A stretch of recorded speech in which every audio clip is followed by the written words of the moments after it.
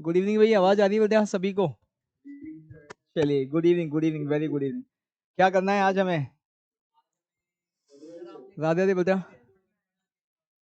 अरे कुछ डिस्कशन में भी तो था, पेपर में हुआ होगा ना वो आपको? है पैकिंग में, हाँ। कब निकल रहे हैं तो आप कल जा रहे हैं? तुम, हाँ, परसों जा रहे हैं। मतलब सैटरडे की क्लास नहीं होगी एक तरह से यूं? सैटरडे तो कोई भी नहीं है इसका मतलब है? हाँ, बस वर्णित है। वर्णित है। अच्छा, ये भी है। नहीं, सैटरडे को तो ये भी है। हाँ, इसने कहा था संडे को जा रहा है, 11th को, है ना? मुझे याद है। तो हाँ, वर्णित ने जो आपको पार्टी वार्टी दी नहीं दी अभी?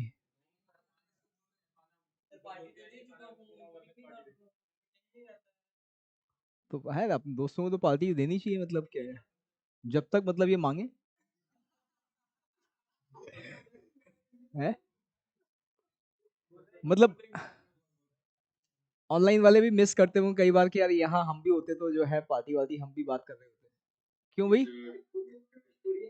अच्छा, यहाँ आज आज दिव्यांशी जो है ऑनलाइन पहुंच गई है। तो घर पहुंच गए हैं आप या रास्ते में ही हैं? पहुंच गए। तो ये सब जो कह रहे थे कि दिव्यांशी ने कहा था कि पार्टी देके जाएगी, पार्टी देके ही नहीं गई। कौन सी पार्टी गई? ये सब कह रहे हैं कि दिव्यांशी ने कहा था कि मैं फेयरवेल पार्टी दूंगी मेरी जाने की, उसके बाद आते वक्त वापस दूंगा। हाँ। अच्छा, आने के बाद देगी। हाँ, आज नोट कर लिया जाए भाई, दिव्यांशी जो है आने के बाद वापस पार्टी देगी। हाँ, रिकॉर्ड हो गई है ये बात और इसको वायरल भी कर दिया जाएगा। ठीक है ना? हाँ। हाँ। चलिए, तो हम लोग जो है क्या करें बेटा आज? पढ़ाएं मतलब, डिस्कशन नहीं करना है यूं? चलिए दिस ठीक है, ठीक है, ठीक है। कोई बात नहीं। कहते हैं, हाँ, मतलब हमने जगह जगह लिखा हुआ पाया है, ग्राहक भगवान होता है। तो उपभोक्ता, हाँ, जो है उसकी सुनी जानी चाहिए। कस्टमर केयर भी लोगों ने खोला हुआ है। तो हाँ, अब ग्राहक ने हाँ कह दिया है। अच्छा, आप लोगों को ग्राहक की फीलिंग आती नहीं आती उपभोक्ता की? नहीं आती? तो गुरुकुल वालों को नहीं आती क्योंकि आप बाहर नहीं निकलते हो। अब जो बाहर, हाँ, पढ़ रहे हैं ना, उन लोगों से पूछो जहाँ जाते हैं ना, मतलब चाहे वो किसी कोचिंग में जा रहे हैं, चाहे वो किसी, हाँ, मैस में जा रहे हैं, चाहे किसी हॉस्टल में जा रहे हैं, जैसे ही जाते हैं एकदम से सब कुछ जो है बिल्कुल तैयार कि आ गया, आ गया, आ गया, मुर्गा आ गया है भाई। कहीं ना कहीं, हाँ, अब जो है बहुत सारी चीजें आप देख रहे हैं। एजुकेशन भी एक इंडस्ट्री बन गई है। और हाँ, और आप उस इंडस्ट्री के जो है ग्राहक हैं। तो हाँ, लेकिन ये अच्छी चीज लेकिन ये अच्छी चीज है कि आपके बैच की यदि बात की जाए तो आप वो लोग हो जो ग्राहक नहीं हो। और यदि ग्राहक हो तो ग्राहक, मतलब ग्राहकों में पूजनीय ग्राहक हो। प्रीमियम, हाँ, प्रीमियम, हाँ, क्लास वाले ग्राहक हैं, ठीक है ना? तो ऐसे ग्राहक को जो प्रीमियम क्लास के होते हैं उनको सेलिब्रिटीज कहते हैं ना। तो आप सेलिब्रिटीज हो गए हैं। चलिए, हम लोग आज कल हमने लास्ट में क्या किया था? जी, एक क्वेश्चन भी दिया था कोई। चलिए, तो आज हम पहले तो क्लासिफिकेशन ऑफ फंक्शन की जो बात कर रहे थे उसी को कंप्लीट करेंगे। Classification of functions. और इसी में बच्चे फिर आज हम आ जाएंगे इनवर्स ऑफ अ फंक्शन। ठीक है?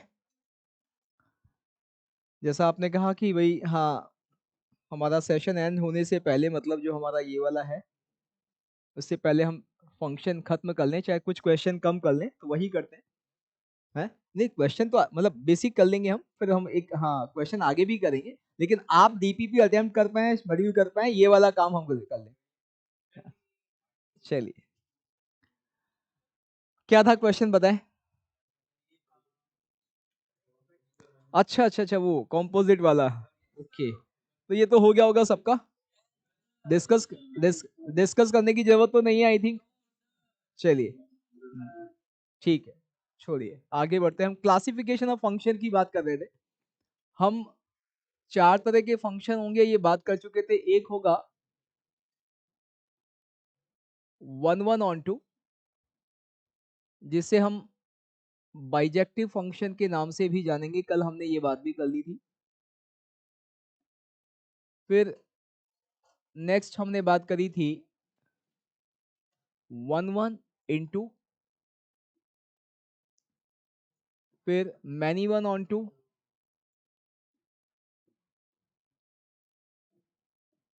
जो सर्जेक्टिव हाँ नहीं है, इंजेक्टिव, सॉरी हाँ सर्जेक्टिव है लेकिन इंजेक्टिव नहीं है, डी। न सर्जेक्टिव न इंजेक्टिव, यानी मैनी 1 इंटू कोई भी फंक्शन इन चारों में से किसी एक कैटेगरी को बिलोंग करेगा। ठीक, कल हमने ये भी बात कर ली थी कि यदि हमें बच्चे चेक करना है इनटू ऑन टू, तो ये काम बहुत आसान है। ये चेक करना सिर्फ और सिर्फ रेंज निकालने का क्वेश्चन है कि भाई यदि आपको रेंज निकालना आता है तो इसका मतलब आपको इनटू ऑन टू चेक करना आता है। और ये भी हमें पता है कि रेंज कोडोमेन के इक्वल हो जाए तो ऑन टू हो जाएगा, रेंज कोडोमेन का प्रॉपर सबसेट होगा तो फंक्शन इनटू हो जाएगा। जो सारी बात हमारी चल रही थी वो थी कि फंक्शन को 1 1 मैनी 1 ये कैसे कैटेगराइज किया जाए, इसको कैसे चेक किया जाए। तो इसमें भी हमने कल बेसिक बात कर ली थी कि भाई यदि हाँ फंक्शन अपने पूरे डोमेन में इंक्रीजिंग है या पूरे डोमेन में डिक्रीजिंग है तो फंक्शन जो है वो कैसा होगा, 1 1 होगा। लेकिन यदि वो डोमेन के कुछ हिस्से में इंक्रीज कर रहा है, कुछ में डिक्रीज कर रहा है, तो वो फंक्शन होगा मैनी 1। आप इस बात से एग्री करते हैं? नहीं, ये बात जो है हमने जो बात करी ये सही नहीं है। ये कभी लिखा हुआ मिल जाए तो इसे सही मत कर देना, इसकी एक कंडीशन है। मैं आपको कुछ स्केच बनाता हूं। बच्चे डोमेन में जो फंक्शन ऐसा चल रहा है 1 1 है, इसमें कोई डाउट नहीं है। डोमेन में फंक्शन ऐसा चल रहा है, इसमें भी कोई डाउट नहीं है। अब मैं कह रहा हूं कि भाई फंक्शन अपने पूरे डोमेन में इंक्रीजिंग है लेकिन फिर भी वो 1 1 नहीं है। Is it possible? नहीं नहीं, कांस्टेंट, यदि इंक्रीजिंग को हम कौन सा कांस्टेंट फंक्शन को इंक्रीजिंग नहीं बोलते हैं।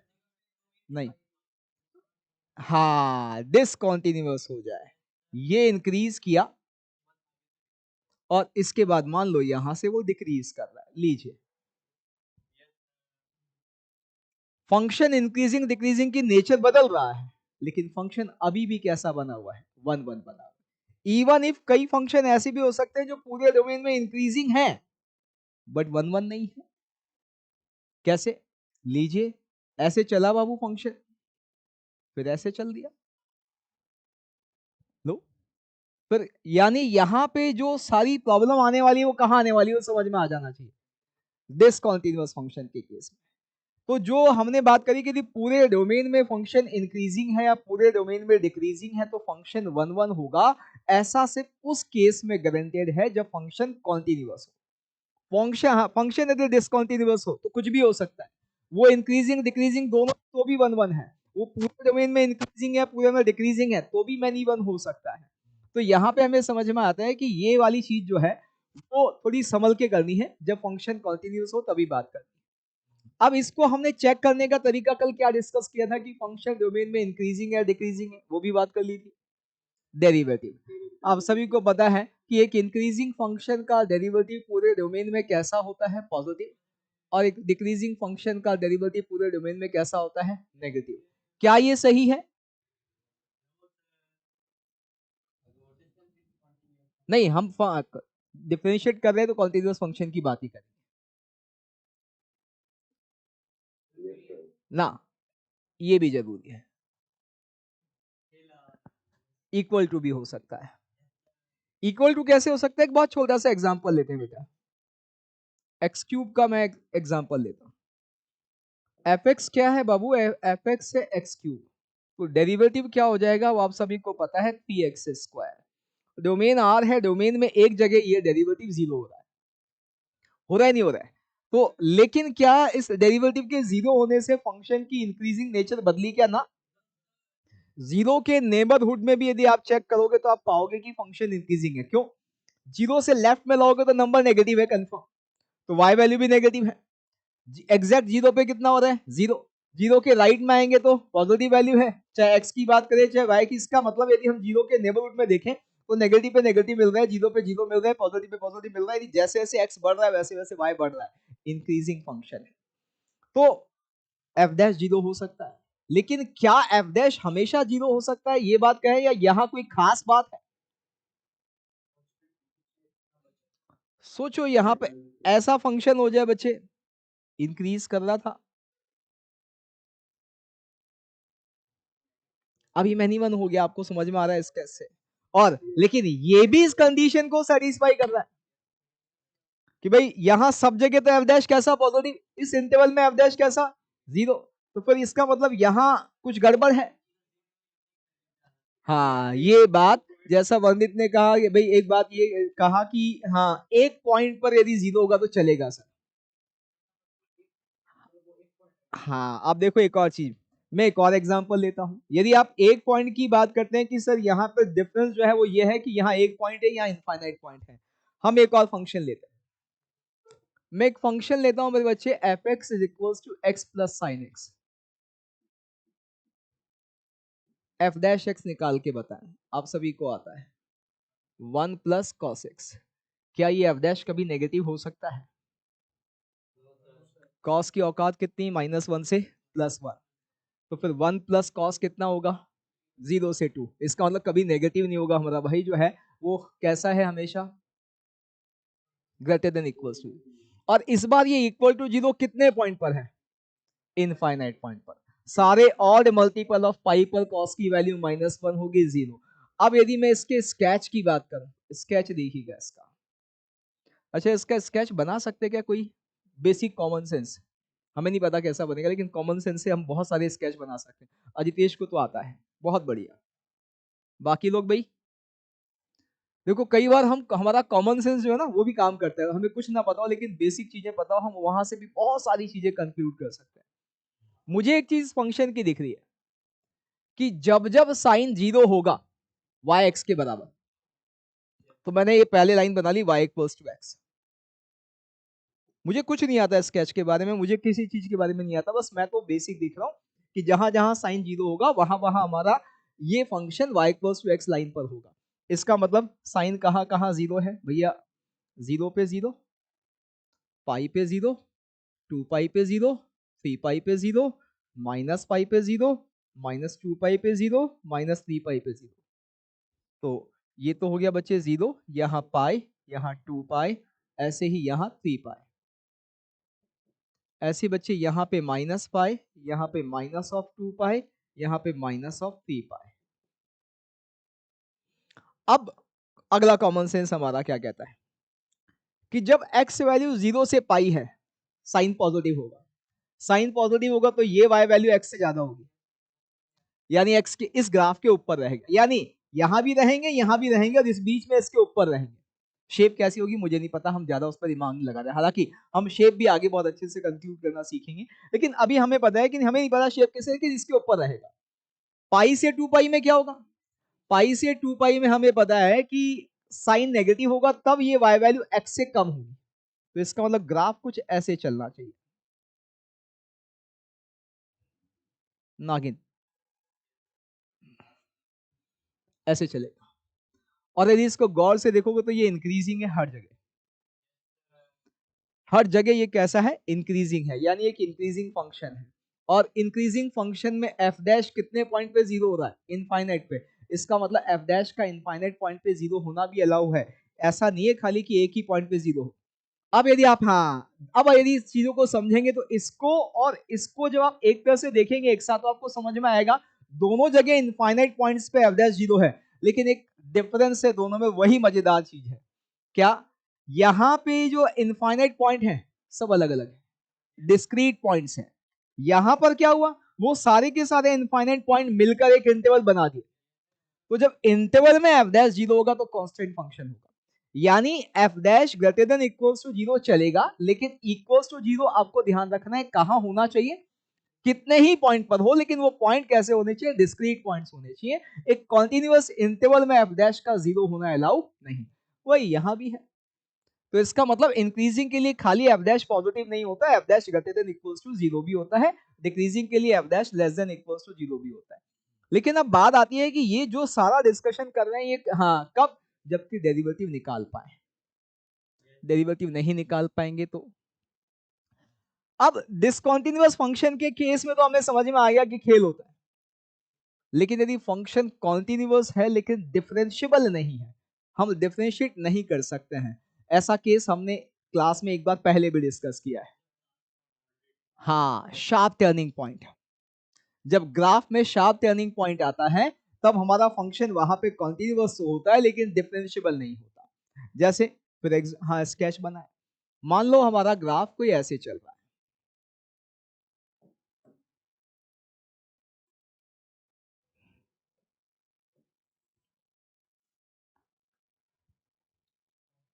शार्प टर्निंग पॉइंट है, ठीक है। शार्प टर्निंग पॉइंट ऐसे भी हो सकता है कि वो ऐसे जा रहा था, ठीक है, फिर एकदम से ऐसे चलने लग गया, होने दो।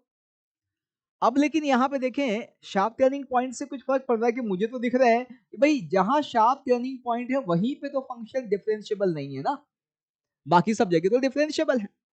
और बाकी सब जगह डिफरेंशिएबल समझ में आता है कि भाई यहाँ तो एफ डैश ग्रेटर देन 0 है, जहां जहां डिफरेंशिएबल है वहां एफ डैश कैसा है, ग्रेटर देन इक्वल्स टू 0 रहेगा। प्रॉब्लम एक दो पॉइंट की हो सकती है, होने दो, कोई दिक्कत नहीं। हाँ, डिसकंटीन्यूअस है तो अलग बात है, लेकिन कॉन्टिन्यूअस है और फिर नॉन डिफरेंशिएबल है तो भी हमारा ये लॉजिक एज सच काम करता है। यानी हमें फंक्शन के डिफरेंशिएबल होने न होने की टेंशन नहीं लेनी, हमें सिर्फ किसकी बात करनी है, कॉन्टिन्यूअस है या नहीं। यदि कॉन्टिन्यूअस है तो आप हमेशा सिर्फ क्या चेक करेंगे, f dash greater than equals to 0 है क्या पूरे डोमेन में, या लेस देन इक्वल्स टू 0 है क्या पूरे डोमेन में। तो अब हमें समझ में आता है कि यदि फंक्शन कॉन्टिन्यूअस हो जाए और ये कंडीशन हो या ये कंडीशन हो इन एंटायर डोमेन, तो हमारा फंक्शन डेफिनेटली कैसा होगा, 1 1 होगा।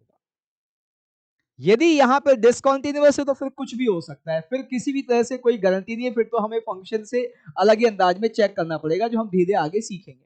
हाँ, फंक्शन यदि यहाँ पर नॉन डिफरेंशिएबल है फर्क नहीं पड़ता, तब भी हमारा वो वाला रूल चलेगा।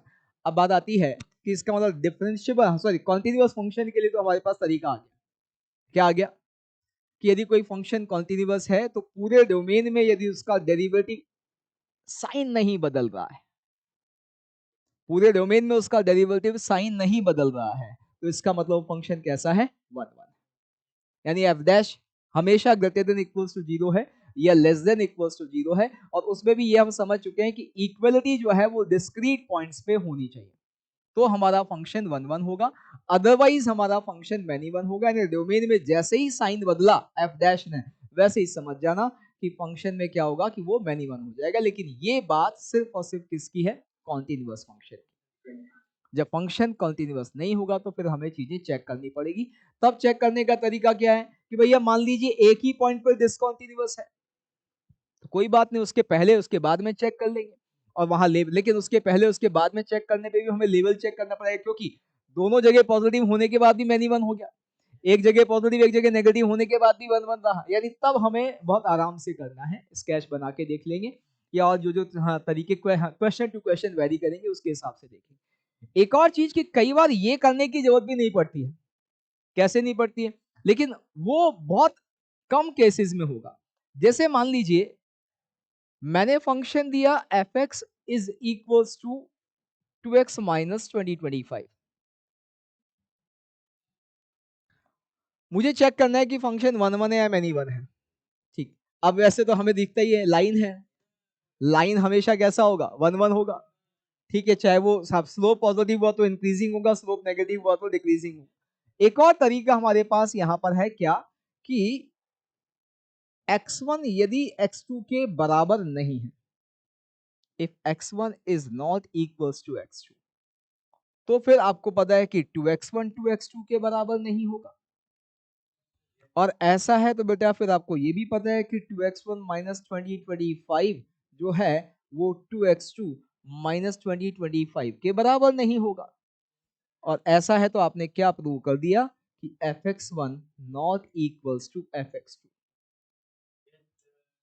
कि यदि दो x वैल्यूज डिफर कर रही है यानी डिफरेंट वैल्यूज हैं तो उनकी y वैल्यू डिफरेंट होंगी। ये अपने आप में क्या प्रूव करता है? 1 1। क्योंकि मैनी वन के केस में क्या होगा? मैनी वन के केस में आपको कम से कम दो x वैल्यू ऐसी मिलेंगी जहां पर y वैल्यू क्या होगा? सेम। वो यहां पर आपने कह दिया कि नहीं, लेकिन आपको समझ में आ रहा है ये वाला तरीका काम का नहीं। क्यों? आप सोचो तो यहाँ बेसिक कॉमन सेंस की बात करें तो ये तो हमें पता था कि भैया ऐसा होता है कि वैल्यूज सेम नहीं आएंगी। जब पता तो फिर ये करने की जरूरत क्या है? ये तो पता है ना कि भाई ये कोई ऐसे लिखने की जरूरत है कि तो पता है हमें कि ये लाइन जब भी होगी तब आपको अलग अलग एक्स पे अलग अलग वाई मिलेगा। तो जब पता है तो फिर ये करने की जरूरत क्या? हाँ, कोई प्रूव करने के लिए कहा है कि भाई हमें तो फील आ रहा था, हमें फील आ रहा था, उसने प्रूव करने के लिए कहा तो हमने प्रूव कर दिया। ये तरीका हो सकता है, लेकिन ये सिर्फ आपको पता है यहां लगेगा। मान लो मैं यही कह दूं किसके लिए? भैया एफ एक्स मैंने मेरे बच्चे एक्स स्क्वायर माइनस 2x+5 ले लिया। अब नहीं लिख सकता मैं। क्यों? फिर मुझे पता है, मेरे को तो पूरी पूरी पिक्चर क्लियर है इसको क्या हो क्या, तो क्वाड्रेटिक है। यहाँ तो हाँ क्या कहते हैं, एक वर्टेक्स को छोड़ के बाकी सब जगह हर वाई वैल्यू 2x के लिए मिलेगी। मिलेगी नहीं मिलेगी? तो फिर मैं ऐसा नहीं लिख सकता। इवन इफ यहाँ साइन एक्स होगा नहीं लिख सकता मैं। तो इसका मतलब क्लियर है कि ये वाला जो तरीका है ये सिर्फ कुछ जगह पर जहां पहले से ही क्लियर है कि फंक्शन कैसा है 1 1 तभी लिख पाएंगे हम। हाँ, तो ये सिर्फ आपके एग्जाम में कभी कोई दे दे कि इसका मतलब क्या, हाँ बोर्ड के लिए क्या है, या कभी कोई कह दे कि इसका मतलब क्या है, तो इसका मतलब है कि फंक्शन कैसा है, वैल्यू 1 1 है। तो सबसे बढ़िया तरीका है, क्योंकि मैक्सिमम क्वेश्चन हमें कैसे मिलेंगे? कॉन्टिन्यूअस वाले। तो उनमें तो हम आसानी से डिफरेंशिएट करेंगे, देखेंगे कि एफ डैश अपने डोमेन में साइन बदल रहा है नहीं बदल रहा है, अपने आप ही क्लियर हो जाएगा। जैसे यहाँ भी है, इस वाले को डिफरेंशिएट करेंगे तो 2 आएगा, हमेशा पॉजिटिव। इस वाले को डिफरेंशिएट करेंगे तो क्या आएगा? 2x-1। और 2x-1 आपको पता है कि साइन बदल रहा है, कि यहाँ 2x-2 इसका मतलब क्लियर है कि ये आपके पास ये साइन स्कीम बन गई एफ डैश की। एफ डैश आपको दिख रहा है माइनस इन्फिनिटी से 1 में तो कैसा है, नेगेटिव है, और 1 से इन्फिनिटी में कैसा है, पॉजिटिव। तो आपको माइनस इन्फिनिटी से 1 तो डिक्रीजिंग मिलेगा और 1 से इन्फिनिटी इंक्रीजिंग मिलेगा। तो हमें पता भी है हमारा पैराबोला ऐसे ही चलेगा, माइनस इन्फिनिटी से 1 डिक्रीज कर रहा है, 1 से इन्फिनिटी इंक्रीज कर रहा है। तो हम जो है कॉन्टिन्यूअस फंक्शन में तो बहुत आसानी से डेरिवेटिव से चेक कर लेंगे। ठीक, अब कुछ क्वेश्चन क्वेश्चन करेंगे। इसके अलावा कुछ और चीजें हमें बेसिक जो है वो ध्यान रखनी है। कैसे? हर ऑड डिग्री का पॉलिनोमियल आर से आर में ऑन टू होता है। आपको सबको समझ में आता है क्यों? क्योंकि ऑड डिग्री पॉलिनोमियल की रेंज आर होती है, तो आर से आर में वो हमेशा कैसा होगा, ऑन टू होगा, इसमें कोई डाउट नहीं है। ठीक, फिर इसी तरह से आपसे कहें कि हर इवन डिग्री का पॉलिनोमियल आर से आर में इनटू होता है, उसकी रेंज आर नहीं होती, हमें पता है, वहां तो रेंज जो है वो कोडोमेन का सबसेट ही आएगा, इसमें भी कोई डाउट नहीं। क्या आएगा वो अलग बात है, लेकिन पूरा आर नहीं आएगा, ये हमें पता है। इसी तरह से हर पीरियोडिक फंक्शन जो है वो मैनी वन होगा, her even function many one होगा। ये छोटी छोटी चीजें जो हमें पता है, ठीक है, सारी चीजें हमें छोटी छोटी चीजें जो है वो पता है कि हर पीरियोडिक फंक्शन मैनी वन होगा, her even function many one होगा, हर ऑड फंक्शन वन वन होगा। हाँ, इसकी गारंटी नहीं है। इवन मैनी वन है इसका मतलब ये नहीं कि ऑड वन वन हो, ऑड तो ऑड भी मैनी वन हो जाएगा। हमारे सारे ट्रिग्नोमेट्रिक फंक्शंस दिखते हैं कि वो सारे के सारे कैसे हैं, पीरियोडिक है, मैनी वन है, उनमें से आधे ऑड हैं आधे इवन हैं। तो यहाँ ध्यान रखना है, इसके बाद भी हमें यहाँ पर इवन फंक्शन ऑड फंक्शन। इसके अलावा एक और चीज जो ये कि यदि फंक्शन बाइजेक्टिव चाहिए तो 1 1 भी चाहिए, ऑन टू भी चाहिए। इसका मतलब रेंज कोडोमेन के बराबर होनी चाहिए, और पूरे डोमेन में यदि फंक्शन कॉन्टिन्यूअस है तो डेरिवेटिव का साइन नहीं बदलना है। आ गया कि अभी हम देखने वाले हैं कि बाइजेक्टिव फंक्शन जो है उन्हीं का इनवर्स एग्जिस्ट करता है। तो कई बार वो ये भी कहेगा कि दिस फंक्शन इज इनवर्टिबल, तो एक्चुअली वो क्या करवा रहा है आपसे कि फंक्शन बाइजेक्टिव है या नहीं है, ये कंफर्म करवा रहा है।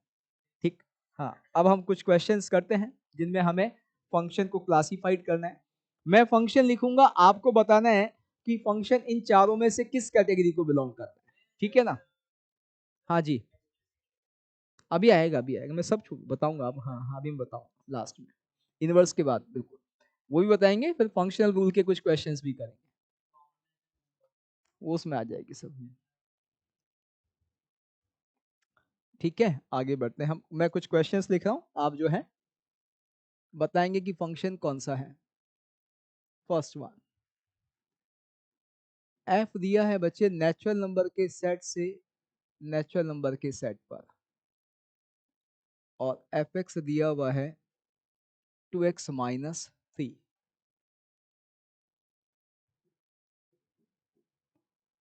एफ दिया है सेट ऑफ इंटीजर्स से सेट ऑफ इंटीजर्स, और एफ एक्स दिया है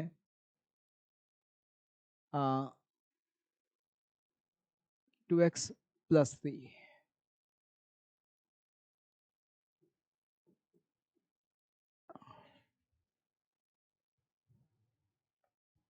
आप, मैं लिखते जाऊंगा, मैं तो ऐसे लिखूंगा, आप करते जाएं साथ साथ।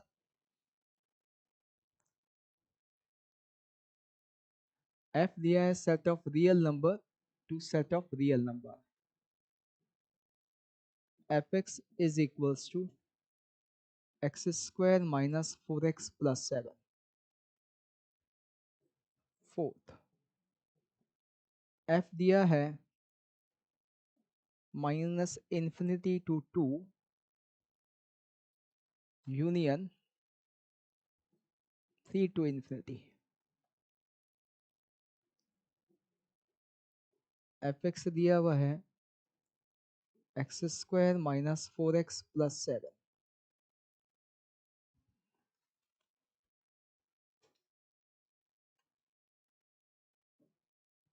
एफ दिया है set of real number to set of real number, और एफ एक्स दिया हुआ है x³ plus x² plus 7x minus 2025। Six, f is from set R to R, fx is equals to x³ minus 6x square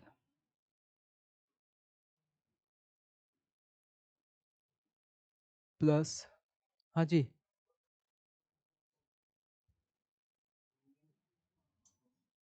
fourth में अच्छा union लिख दिया मैंने, बीच में सिंबल बनाना है वो।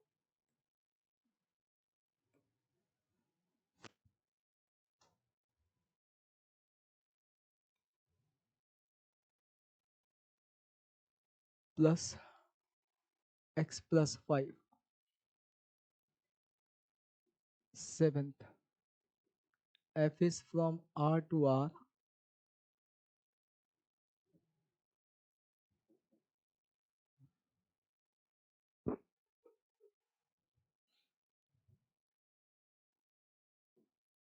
x³ by 3 plus 2x square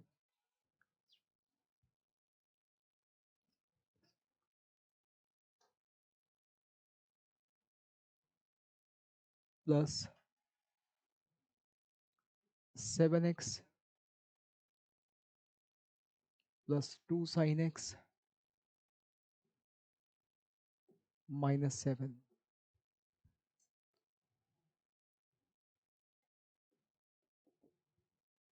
f is R to R, R minus 3 to R, fx is equal to 2x minus 5 upon x minus 3।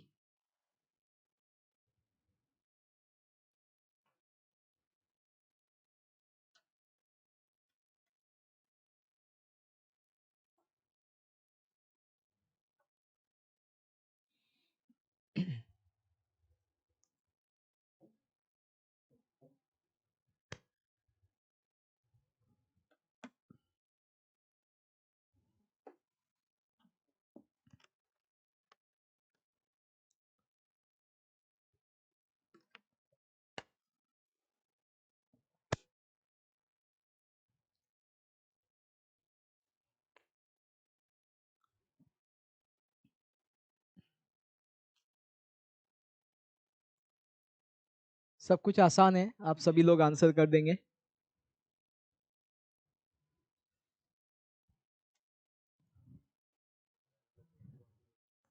First वाला function ही नहीं है, फंक्शन ही नहीं है तो ये मैं ऐसे मजे लेने के लिए लिखा हुआ है, हैं? अब आप बताओ फंक्शन क्यों नहीं है ना। वन जो है उसकी जो है इमेज ही नहीं है, वन की तो इमेज ही नहीं है, देखो आप, या तो इमेज ही टू से शुरू हो रही है, ये तो फंक्शन ही नहीं है। इसी में अगले वाले में इंटीजर, यहाँ ये इंटीजर से इंटीजर कर देंगे तो हो जाएगा, ठीक है, या 2x+3 लिख देंगे तो हो जाएगा। फर्स्ट वाला फंक्शन ही नहीं है।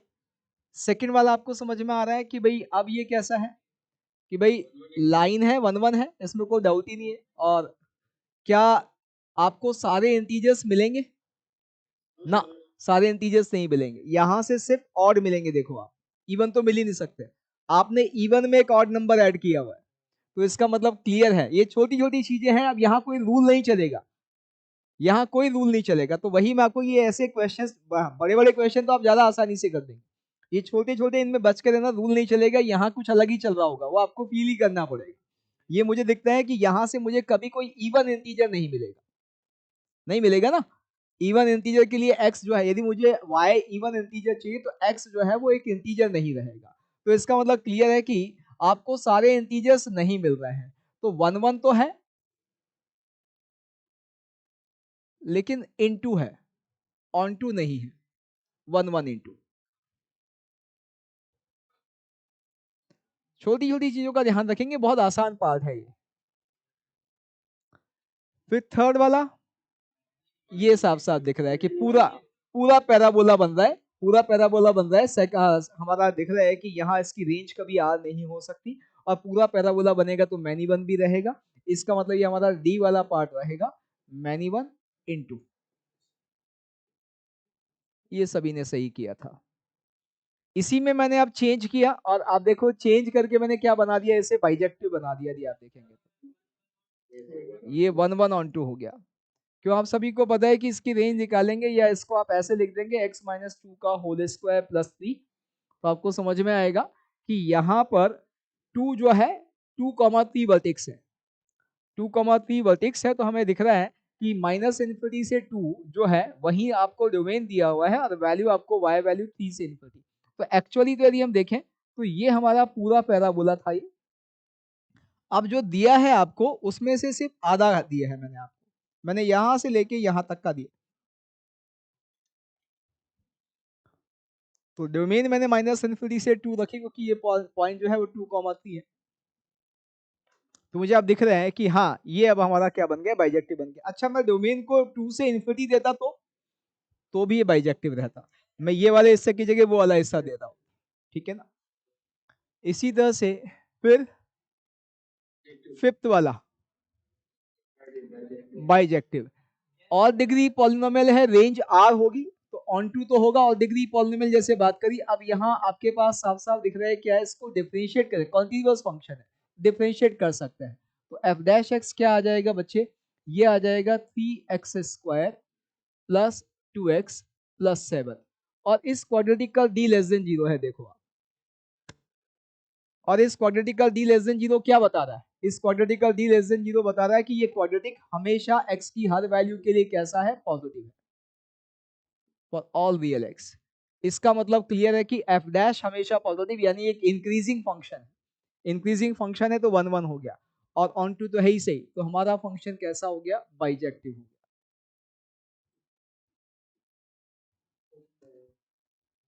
6, हाँ अब ऑन टू तो यहाँ भी कंफर्म है, और डिग्री पॉलिनोमियल रेंज तो आर आएगी आएगी, तो ऑन टू तो होगा ही होगा। अब यदि इसको डिफरेंशिएट करें, बिकॉज ऑफ ये कॉन्टिन्यूअस है हमें पता है, तो ये बन जाएगा 3x² माइनस 12x प्लस 1। अब हमें पता है कि हाँ रूट्स इरेशनल जरूर हैं, लेकिन रूट्स हैं, इसका मतलब क्लियर है, ये ग्राफ जो बनेगा इसका कुछ हिस्सा एक्स एक्सिस के नीचे होगा, यानी एफ डैश कुछ जगह पॉजिटिव होगा, कुछ जगह कैसा होगा, नेगेटिव होगा। यानी एफ डैश जो है वो पॉजिटिव नेगेटिव दोनों हो रहा है, तो फंक्शन कैसा हो गया, मैनी वन। तो ये आ गया मैनी वन ऑन टू। सभी का यही आया था सेवेंथ वाला। अब यहां साइन एक्स है, इसका ध्यान रखना आप। अब यदि आप देखेंगे यहाँ पे क्या हो रहा है, देखो आप कि ये फंक्शन का हाँ रेंज आर आएगा क्या, क्यों साइन एक्स कुछ नहीं करेगा क्या। यदि हम इस साइन एक्स को भूल जाएं, आप देखो इस साइन एक्स को भूल जाएं तो हमारा जो क्यूबिक है वो माइनस इन्फिनिटी से प्लस इन्फिनिटी। तो एक बंदा माइनस इन्फिनिटी से प्लस इन्फिनिटी की हैसियत रखता है, और उसके बगैर उसके साथ आपने किसको चिपकाया, माइनस टू से टू वाले को। माइनस टू से टू वाला इसका कुछ नहीं उखाड़ सकता। क्लियर है कि फाइनली फंक्शन जो है वो माइनस इन्फिनिटी से प्लस इन्फिनिटी ही रेंज देने वाला है, यानी ऑन टू हो गया। अब डेरिवेटिव, फंक्शन कॉन्टिन्यूअस है तो अब इसको डिफरेंशिएट कर लेते। एफ डैश एक्स क्या आया बताओ, x square plus four x plus seven plus two cos x. अब ये ऑलवेज पॉजिटिव आप देख सकते हैं कैसे, कि इसको हम लिखते हैं एक्स प्लस टू का whole square plus three plus two cos x. यदि मैं इस क्वाड्रेटिक वाले पार्ट की बात करूं तो इसका मिनिमम वैल्यू थ्री आएगा। कॉस अपनी मिनिमम माइनस वन लेके माइनस टू भी बना दे उस टर्म को, तो भी ये टर्म जो है इसको नेगेटिव नहीं बना सकती। तो कंफर्म है कि ये वैल्यू हमेशा कैसी रहेगी, पॉजिटिव।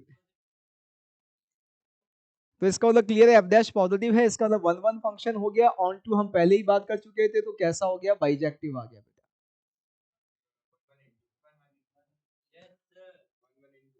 हाँ अब लीनियर, लीनियर बाय लीनियर वाला केस जो है, तो लीनियर बाय लीनियर वाले के लिए आप एक चीज हमेशा ध्यान रखें, लीनियर बाय लीनियर कहीं भी आ जाए आंख बंद करके वन वन लिख देना।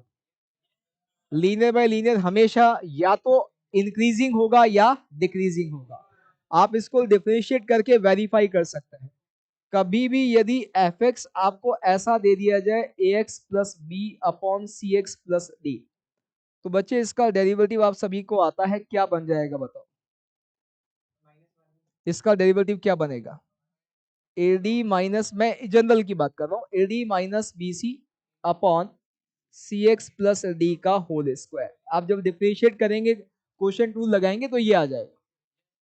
ठीक है, और ये आ गया तो कंफर्म है कि आपके पास फाइनली ऊपर कांस्टेंट है, नीचे जो एक्स वाले टर्म है वो परफेक्ट स्क्वायर की वजह से हमेशा क्या वैल्यू देने वाले हैं, पॉजिटिव।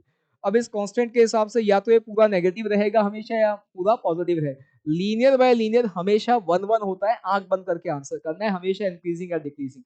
अब रही बात ऑन टू इन टू की, तो हमें पता है लीनियर बाय लीनियर की रेंज में टू नहीं आएगा, और इसने आपको कोडोमेन आर दिया है, तो रेंज जो है वो कोडोमेन के बराबर नहीं है। इसका मतलब क्लियर है कि यहाँ फंक्शन कैसा हो गया, इनटू वन वन इनटू। ठीक है, एक और लिखते हैं। हाँ नहीं, लिमिट से आप इसमें ये सोच सकते हैं कि इसकी जो वैल्यू टू मिलेगी वो कब मिलेगी, जब एक्स इन्फिनिटी या माइनस इन्फिनिटी होगा। इसका मतलब वो वैल्यू कभी मिलेगी नहीं। ठीक है ना। फिर देखिए यहां पर एक और क्वेश्चन, एफ एक्स दिया है two x minus five if x is a rational number and x plus root 5 if x is not a rational number, और f जो है वो r से r में दिया हुआ है।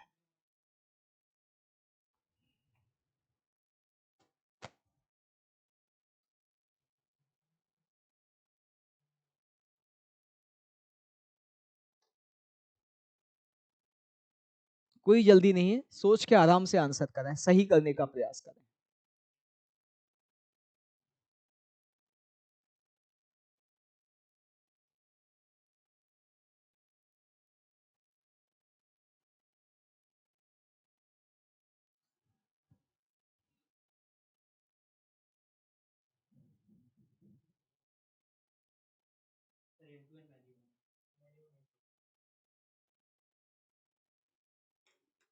मैनी वन कैसे आ गया?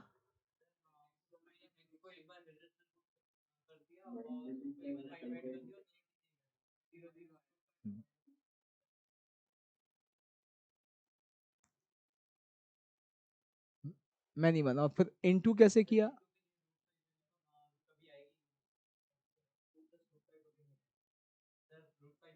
हम्म, हम्म। बाकी लोग भाई?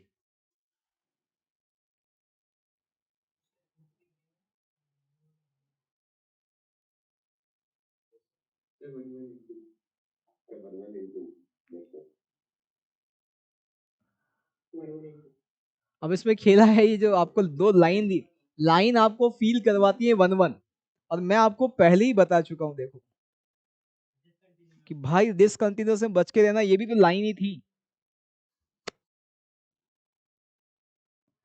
तो लाइन देखकर वन वन आंसर नहीं करना है।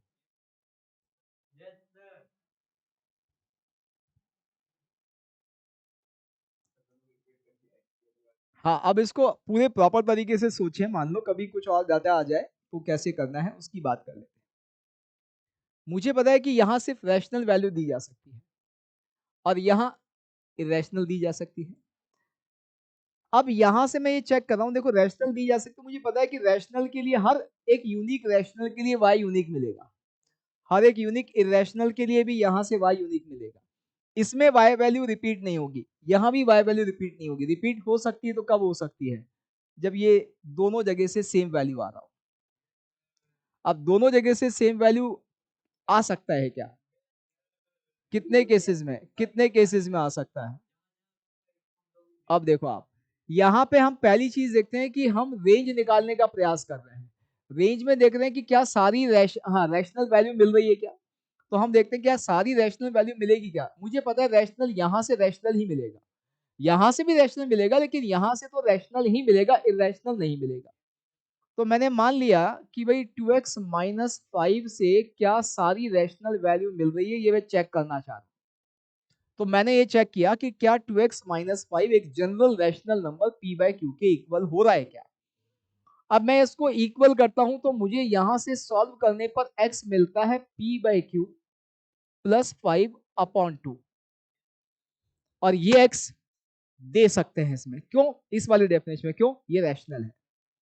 क्यों रैशनल है? p by q rational, 5 rational, 2 rational. Rational number का सम डिवीजन प्रोडक्ट सब क्या आने वाला है? रैशनल आने वाला है। इसका मतलब आपको कोई सा भी रैशनल वैल्यू चाहिए, उसके लिए एक करस्पॉन्डिंग रैशनल x एग्जिस्ट करता है। यानी आपने क्या प्रूव कर दिया कि सारी रैशनल वैल्यू मिल जाएगी यहां से। मिलेगी नहीं मिलेगी? अब बात आ रही है सारी इरेशनल मिलेगी क्या यहां से। तो यहां अब इरेशनल यहां से तो मिलेगी नहीं, यहां से, अब यहां से सारी इरेशनल मिलेगी क्या? नहीं, यहां से सारी इरेशनल नहीं मिलेगी। ये कैसे प्रूव करेंगे? जब जब इसको रैशनल डालने से जो जो इरेशनल वैल्यू मिल रही है वो कभी नहीं मिलेगी। जैसे मैं मान लो कहूं कि √5, तो मुझे पता है उसके लिए मुझे x को 0 डालना पड़ेगा, जो मैं रख नहीं सकता। मुझे चाहिए 1 प्लस √5, तो उसके लिए मुझे पता है कि x को मुझे क्या डालना पड़ेगा? 1 डालना पड़ेगा, तो वो मैं रख नहीं सकता। मुझे चाहिए मान लीजिए 2 प्लस 2 √5, तो मुझे पता है x को क्या डालना पड़ेगा? 2 प्लस √5, वो मिल जाएगा। तो सारी रैशनल वैल्यू आपको यहां सारी इरेशनल मिले ये गारंटी नहीं है। वो कैसे पता चलता है? वो सारी वैल्यूज जो यहां x को हाँ रैशनल डालने से मिलती हैं वो कभी नहीं मिलेगी। इसका मतलब सारी रैशनल वैल्यू नहीं मिल रही है।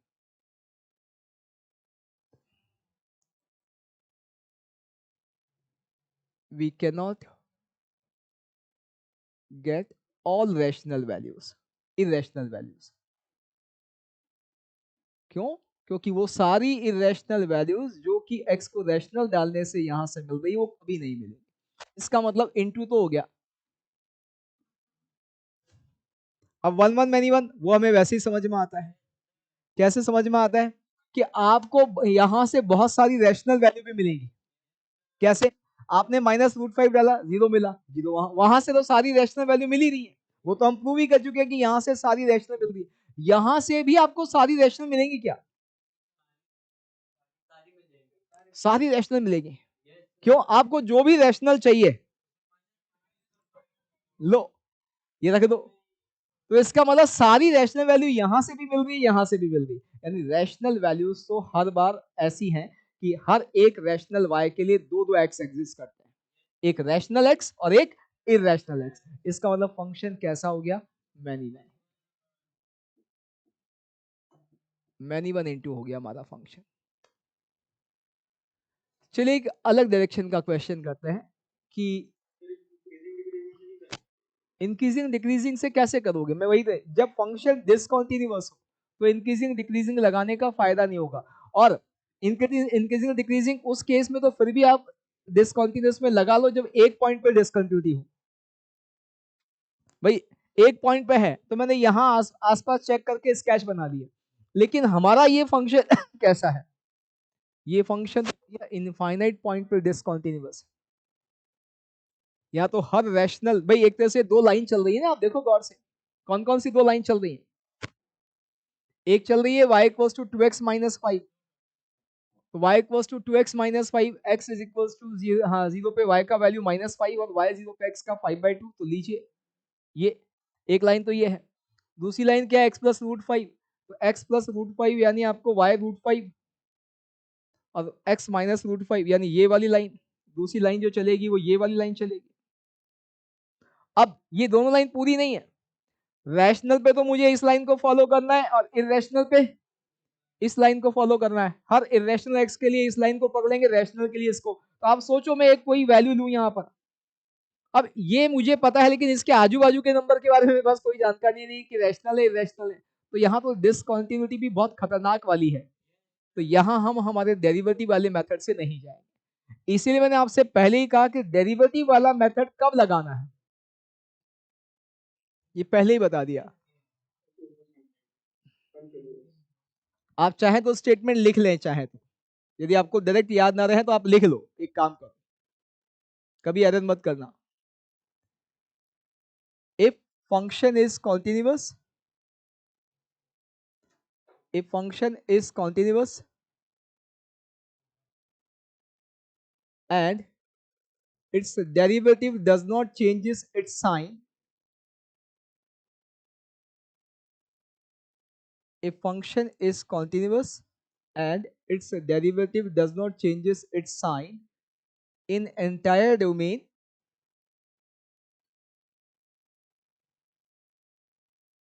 then function will be 1 1।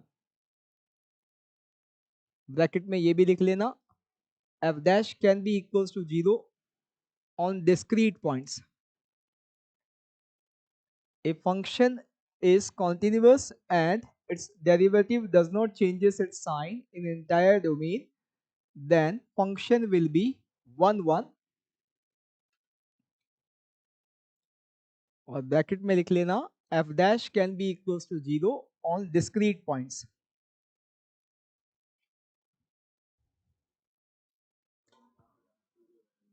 है किसने, मेरा कौन सा डांस,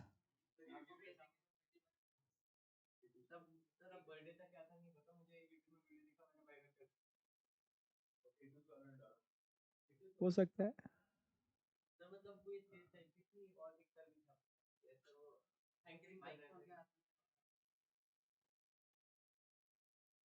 पता नहीं है।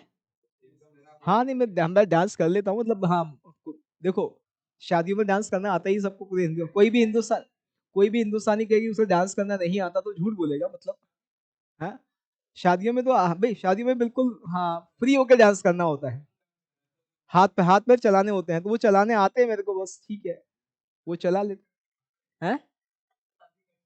अच्छा डांस के लिए, तो तुम्हारी शादी में तुम खुद डांस नहीं कर पाओगे ना, है नहीं, हाँ अब देखो खुद की शादी में डांस करो तो फिर वो क्या है, बहुत सारी रस्में तोड़नी पड़ती हैं, और फिर खुद की शादी में डांस करो तो फिर किसके साथ करना है वो भी देख लो, है, ज्यादा बढ़िया है कि अपने दोस्तों की शादी करो कि तुम्हारी शादी।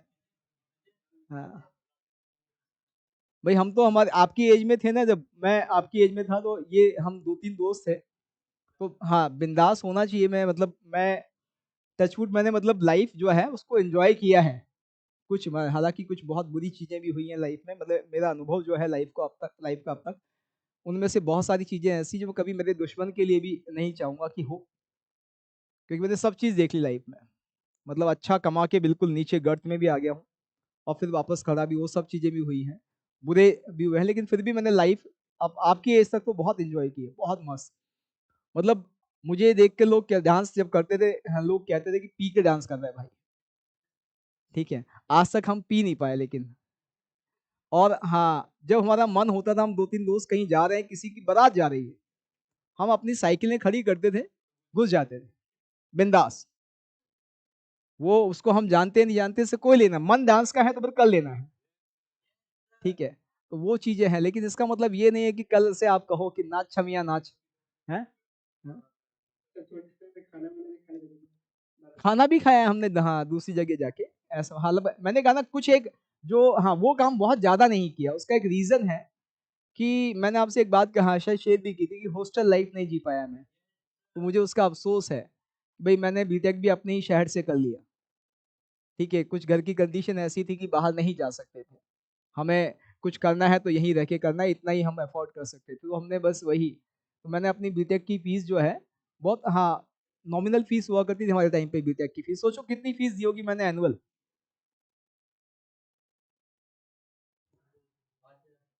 एनुअल फीस हमारी थी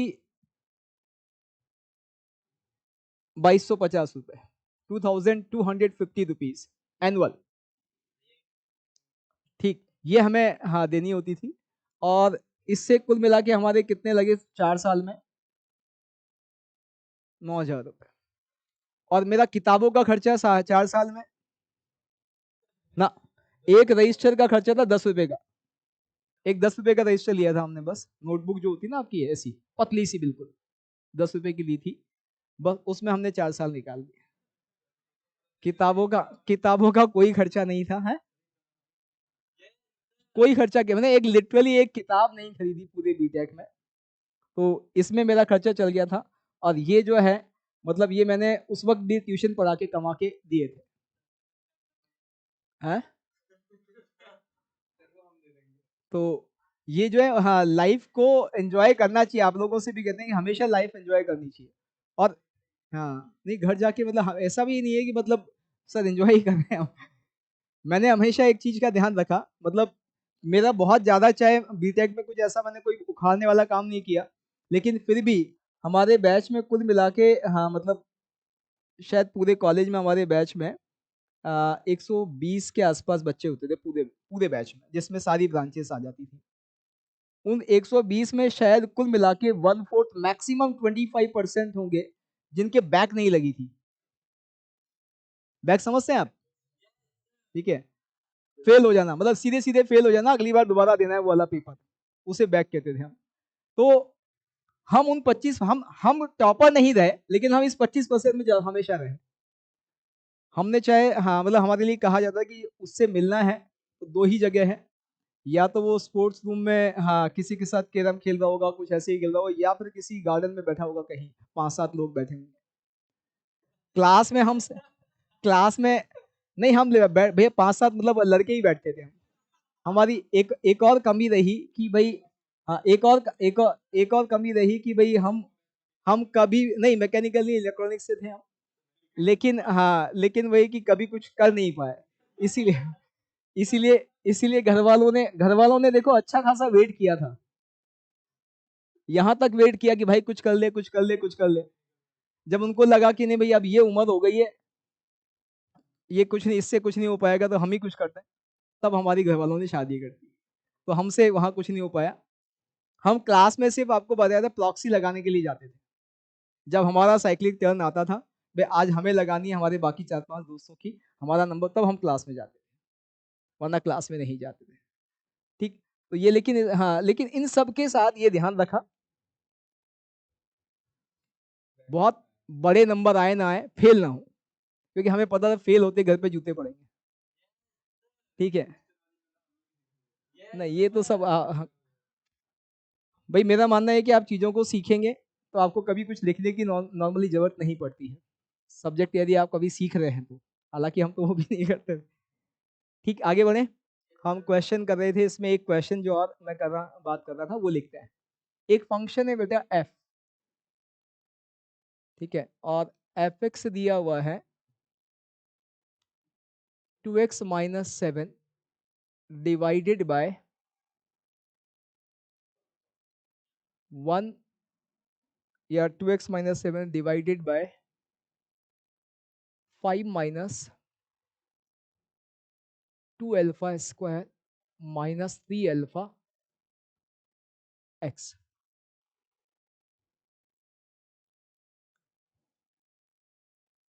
is bijective, then find alpha. ये बाइजेक्टिव है तो आपको अल्फा की वैल्यू बतानी है. इफ फर्स्ट पार्ट एफ जो है वो R minus 5 upon 2 alpha square minus 3 alpha से लेके आर माइनस 2 है. सेकंड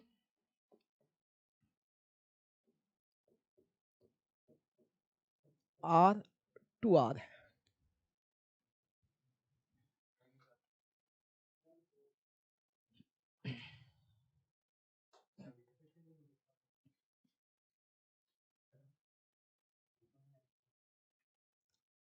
अब जितना हमने किया उसको फील करेंगे तो आपको अपने आप ही बहुत आसानी से आंसर मिलेगा.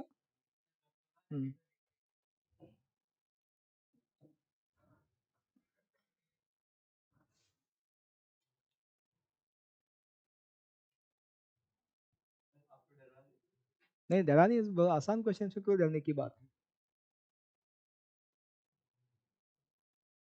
पहला वाला कहीं ना कहीं आपको ये फील करवा रहा है लीनियर बाय लीनियर वाला कि यदि यहाँ पर हमने ये जो रेशो था ये 2 भी बाहर किया होता तो ये बाइजेक्टिव बन जाता, क्योंकि linear by linear onto तो होता ही होता है, लाइक वन वन तो होता ही होता है. हमें ऑन टू बनाने के लिए क्या करना होता है, रेंज और डोमेन आपको जो है एडजस्ट करने होते हैं.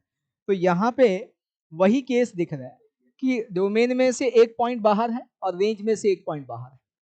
और ये लीनियर बाय लीनियर में होता भी है कि डोमेन में भी एक पॉइंट नहीं होता, रेंज में भी एक पॉइंट नहीं होता. तो ये बन जाएगा बाइजेक्टिव कब. हाँ, हमें पता है कि ये जो वैल्यू है ये कौन सी वैल्यू होती है जो रेंज में नहीं होती, एक्स के कोफिशिएंट का रेशो. एक्स के कोफिशिएंट का रेशो हमारे रेंज में नहीं होता है. तो फर्स्ट वाले में हमें एक तरह से एक्स के कोफिशिएंट का रेशो दिया हुआ है 2 upon minus of 2 alpha square minus 3 alpha, ये 2 के इक्वल. अच्छा, अब देखिए ये आ गया और ये आ गया तो यहां से आपको मिल गया 2 alpha square minus 3 alpha is equals to -1. तो अल्फा की दो वैल्यूज आ गई, एक 1 आ गया और एक हाफ आ गया. बिल्कुल, तो यहां से अल्फा की दो वैल्यूज हमारे पास आ जाती, 1 एंड हाफ. यानी अल्फा 1 और हाफ है तो डेफिनेटली ये फंक्शन इस वाली डेफिनेशन में बाइजेक्टिव बन जाएगा. सेकंड वाले में क्या है, हाँ सेकंड वाले में तो ये आपको डोमेन ही बता रहा है कि ये हाँ जो है लीनियर बाय लीनियर हो ही नहीं सकता, क्योंकि लीनियर बाय लीनियर में डोमेन में से एक पॉइंट हमेशा बाहर होता है. यहाँ डोमेन ही आर दिए, इसका मतलब लीनियर बाय लीनियर नहीं है. इसका मतलब नीचे वाला एक्स वाला टर्म गायब करना है और नीचे वाला एक्स वाला टर्म गायब करने का मतलब एक्स का कोफिशिएंट 0 बना देना है.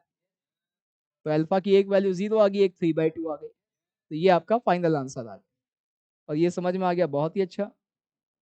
ये अल्फा आ गया. ठीक, चलिए हम इनवर्स फंक्शन की बात भी कर लेते हैं, फिर क्वेश्चन तो और करते रहेंगे. हाँ, इनवर्स ऑफ अ फंक्शन.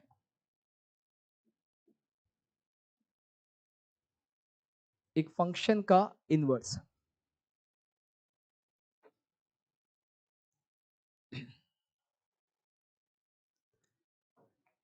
इसमें है कि let f x and g x are two functions such that, क्या हुआ बाबू, बिना कुछ के हंस, देखो क्या होता है जब सामने हंस रहा हो कोई, हाँ, तो उसके 3 रीजन होते हैं। सामने यदि कोई हंस रहा है तो 3 रीजन होते हैं।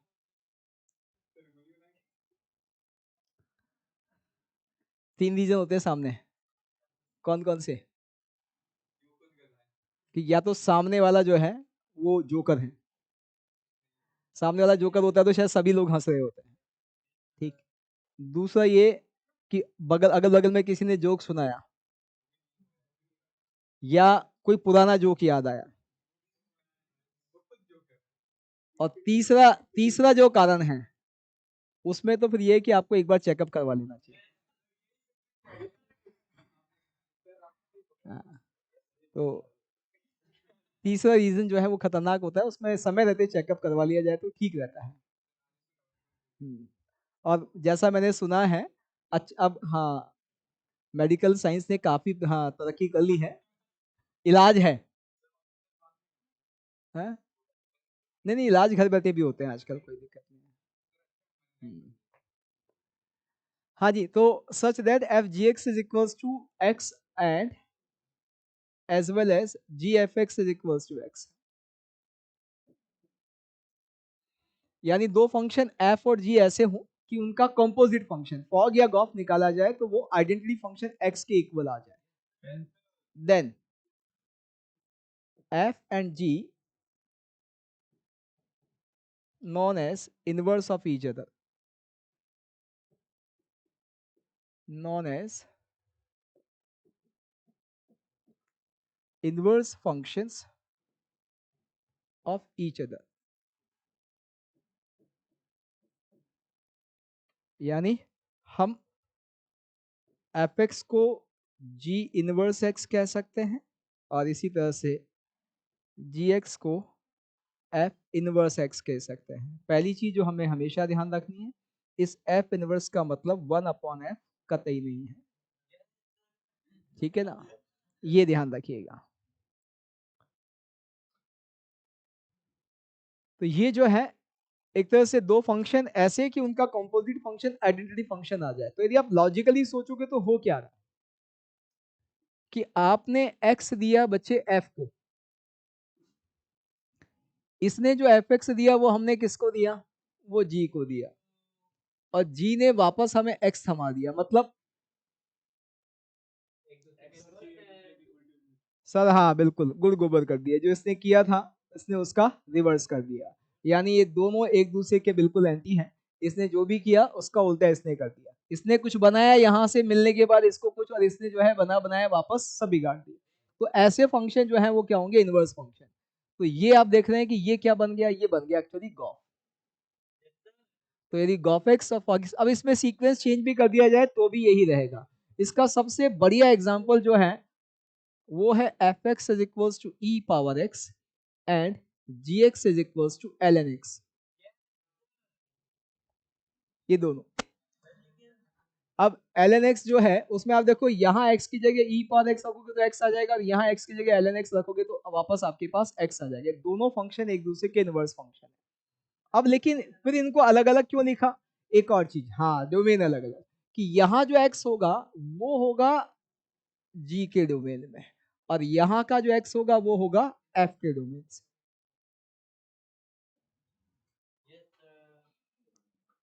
तो जी जो है वो इनवर्स फंक्शन।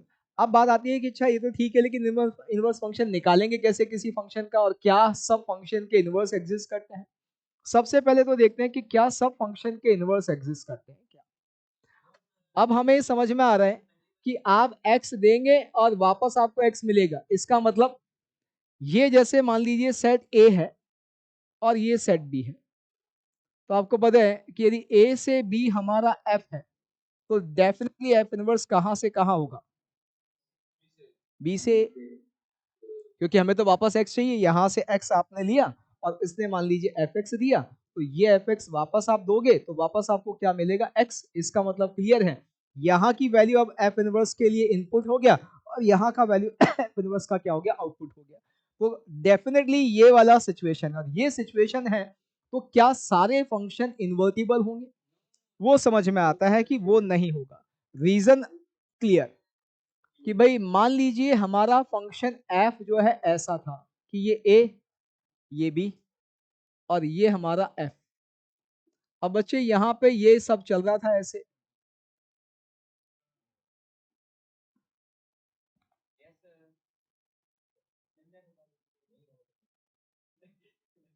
क्या नहीं होगा, क्या? हाँ, अब यहाँ पे यदि हम इसमें b से a कोई फंक्शन करें तो b से a फंक्शन डिफाइन ही नहीं होगा। रीजन, उस केस में f इनवर्स का जो डोमेन है उसके एक एलिमेंट की इमेज नहीं हो। इसका मतलब यदि फंक्शन हमारा ऐसा है कि इसमें स्पेयर एलिमेंट है, यानी कैसा function, into function, into function है तो इनवर्स एग्जिस्ट नहीं करेगा, यानी सिर्फ फंक्शन को इन्वर्टिबल होने के लिए ऑन टू होना पड़ेगा। साथ ही साथ सोचो यहाँ पे ऐसा भी होता तो भी हमें पता है ये मैनी टू वन तो अलाउ है, लेकिन जब हम एफ इनवर्स की बात करेंगे तो वन टू मैनी हो जाएगा, वो फंक्शन नहीं रहेगा। इसका मतलब आपको ये समझ में आता है कि only bijective functions are invertible. सिर्फ बाइजेक्टिव फंक्शन जो है वही इन्वर्टिबल होंगे, बाकी फंक्शंस इन्वर्टिबल नहीं। ठीक, तो अब बात होगी, चलो इन्वर्टिबल का हो कौन सा होगा ये भी हमने चेक कर लिया, इन्वर्स निकालेंगे कैसे किसी फंक्शन का। हाँ, तो y इक्वल्स टू एक्स के अबाउट इमेज की बात कर रहे हैं साहब। अब इमेज कैसे निकालें, मतलब उसके लिए हम ग्राफ बनाए हर फंक्शन का, और ग्राफ यदि बना भी लिया तो फिर ग्राफ से फंक्शन की डेफिनेशन कैसे आएगी इनवर्स की। हाँ, y की जगह x रख देंगे, देखो कह रहे हैं कि y की जगह x रख देंगे, y की जगह x रखने से भी बन जाएगा क्या फंक्शन, नहीं। यहाँ पे देखिए, आपको यदि किसी फंक्शन f का इनवर्स निकालना है तो आपको दिया हुआ है y equals to f x. Inverse निकालने के प्रोसेस को समझिएगा, यहाँ आपको y in terms of x दिया हुआ है, आपको क्या करना है, इसको मैनिपुलेट करना है। और मैनिपुलेशन कैसी करनी है कि फाइनली ये रिलेशन आपका इसमें कन्वर्ट हो जाए, कि आपको दिया था y in terms of x और आपको कहा निकालना क्या है, x in terms of y। ये जो x in terms of y आ रहा है ये हमारा इनवर्स है। इसमें यदि वो f इनवर्स x की बात करेगा तो लास्ट में आके यहां करना है जो आपको आप कह रहे हैं, क्या करना है यहाँ, कि यहां आके हम जो है अब x को y और y को x रख दें, यानी यहां ये बन जाएगा y equals to g of x। तो ये जो g ऑफ x है ये f इनवर्स x है। तो ऐसा नहीं कि जो दिया हुआ उसी में x और y को इंटरचेंज कर देना है, आप पहले क्या करेंगे, पहले आपको दिया जाएगा y in terms of x, उसे रीअरेंज करेंगे और वहां से क्या निकालेंगे, x in terms of y निकालेंगे, और x in terms of y निकाल के जो रिजल्ट मिलेगा वो होगा हमारा, वो जो डेफिनेशन है जो रूल मिलेगा वो f इनवर्स का रूल होगा। तो ये हमारा इनवर्स निकालने का प्रोसेस है। जैसे मान लीजिए मैंने एक फंक्शन दिया आपको बच्चे f x is equals to यानी y इज इक्वल्स टू मैंने दे दिया से लीनियर बाय लीनियर ही दे दिया 2x minus one upon x plus 3। ये मेरे पास एफ एक्स है। अब मुझे क्या करना है, मुझे निकालना है एफ इनवर्स। तो मैं ये जो रिलेशन मेरे पास है इसको मैनिपुलेट करके x in terms of y निकालूंगा। तो मेरे पास क्या आएगा बच्चे, x y plus three y is equals to 2x minus one. मुझे निकालना है x in terms of y, यानी x एक तरफ लेना है y एक तरफ लेना है, तो क्या बन जाएगा देखिए आप भैया, x कॉमन लेके आपके पास बना 2 minus y is equals to 3y plus one. तो फाइनली जो मेरा x आया वो आया 3y plus one upon 2 minus Y.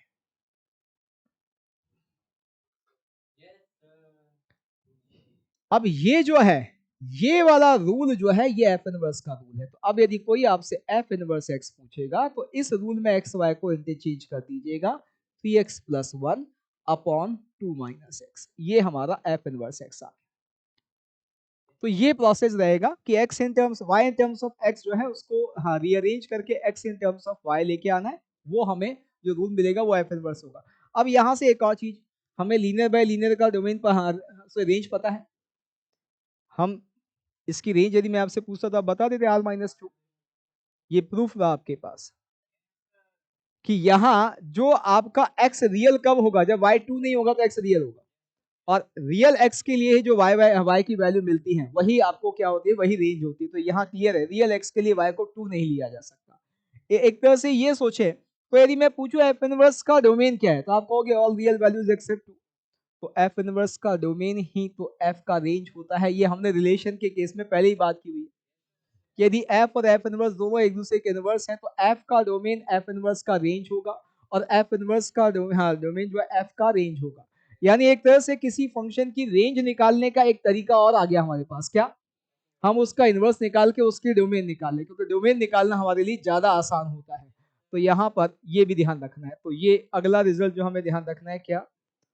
Domain of f is equals to range of f inverse, while range of f is equals to domain of f inverse। Angad बोले आप क्या कह रहे हैं?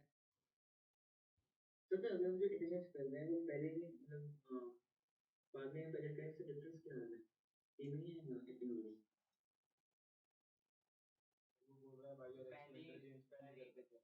हाँ, तो पहले इंटरचेंज करके फाइनली आपको निकालना तो है ही ना।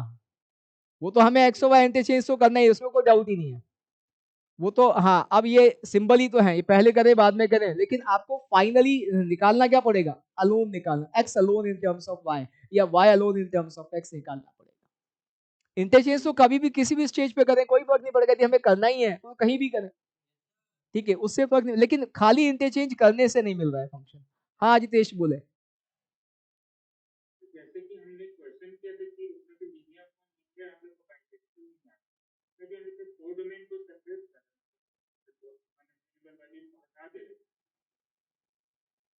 मैं समझा नहीं। अच्छा, आप कह रहे हैं कि बाइजेक्टिव, तो ये बाइजेक्टिव कब होगा? डेफिनेटली अब यदि मैंने नहीं लिखा है इसका मतलब, जब मैं आपसे इसका इनवर्स मांग रहा हूं इसका मतलब मैं उस डेफिनेशन में मांग रहा हूं जहां इसका इनवर्स एग्जिस्ट करता है। तो डेफिनेटली इसका मतलब एफ क्या रहा होगा? एफ यही रहा होगा, आर माइनस माइनस 3 से लेके आर माइनस 2। तो यदि आपसे कोई फंक्शन दे के इनवर्स मांग रहा है, इसका मतलब वो अपने आप बाय डिफॉल्ट समझ जाना है कि भाई वो उस जगह मांग रहा है जहां उसका इनवर्स डिफाइंड। फंक्शन कैसा भी हो उसका इनवर्स कहीं ना कहीं एग्जिस्ट करेगा। मैं इवन इफ, आपने देखेंगे इसके बाद एक चैप्टर आएगा इनवर्स ट्रिग्नोमेट्रिक फंक्शंस, यानी सारे ट्रिग्नोमेट्रिक फंक्शन का आईटीएफ जिसे आप कहते हैं, तो सारे ट्रिग्नोमेट्रिक फंक्शन का इनवर्स हम पढ़ने वाले हैं, जबकि हमें पता है सारे ट्रिग्नोमेट्रिक फंक्शन मैनी वन है। तो इसका मतलब क्लियर है कि मैनी वन होने के बाद भी इनवर्स निकाला जा सकता है। कब? क्योंकि हम डेफिनेशन यहां हम देख ही रहे हैं ना, डेफिनेशन चेंज करने से चीजें बदल जाती है। तो हमने देखा ही है यहाँ पर, यहाँ देखा हमारा पहला एग्जाम्पल जो ये देखा, इसमें भी मैंने आपसे कहा था कि यदि मैं प्लस 3 लगा दूंगा तो बन जाएगा। ऐसे यहाँ तो कहीं पर जैसे स्पेयर एलिमेंट पढ़ा, या ये वाला एग्जाम्पल देखा कि भैया ये R2R में नहीं था, लेकिन जब हमने इसकी डेफिनेशन बदली बन गया। तो यदि ये डेफिनेशन है तो ये इन्वर्टिबल है, ये है तो नहीं है। तो यदि कहीं पर इनवर्स पूछा गया ना बच्चे, इसका मतलब बाय डिफॉल्ट समझ जाना है वो उस डेफिनेशन की बात कर रहा है जहां इनवर्स एग्जिस्ट करेगा। ठीक है। अब बात आती है कि इनवर्स में कुछ और भी चीजें हैं क्या? बहुत सारी चीजें हैं।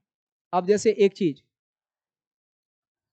यदि हमारे एफ में एक्स कॉमा वाई कोई पॉइंट है, तो फिर एफ इनवर्स में वाई कॉमा एक्स कोई एक पॉइंट होगा।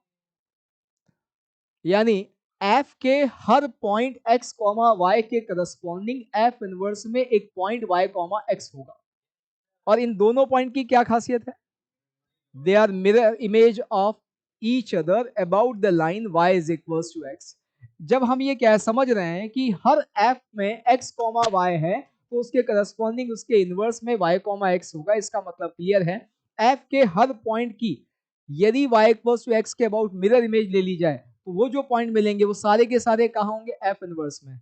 इसका मतलब समझ में आता है, f और f इनवर्स के जो ग्राफ हैं वो एक दूसरे की मिरर इमेज होंगे line y is equals to x के अबाउट। लिख ले ये स्टेटमेंट, अभी आ रहे हैं, शांति रखें थोड़ा सा। लिख ले statement, for each point x comma y on the graph of y is equals to fx, for each point x comma y on the graph of y equals to fx, there will be a point y comma x for each point x comma y on the graph of y equals to fx. There will be a point y comma x on the graph of y equals to f inverse x. That's why that's why graphs of fx and f inverse x that's why graph of fx and f inverse x will be mirror image of each other. That's why graph of fx and f inverse x will be mirror image of each other about the line y equals to x.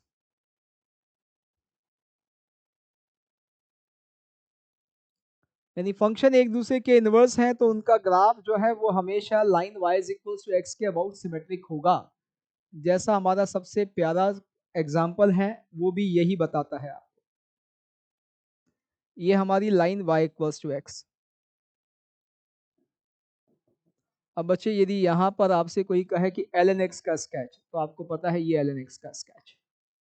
कोई कहे e power x का sketch, ये रहा sketch, तो ये है e power x और ये ln x. दोनों ही एक दूसरे की मिरर इमेज है about the line y equals to x.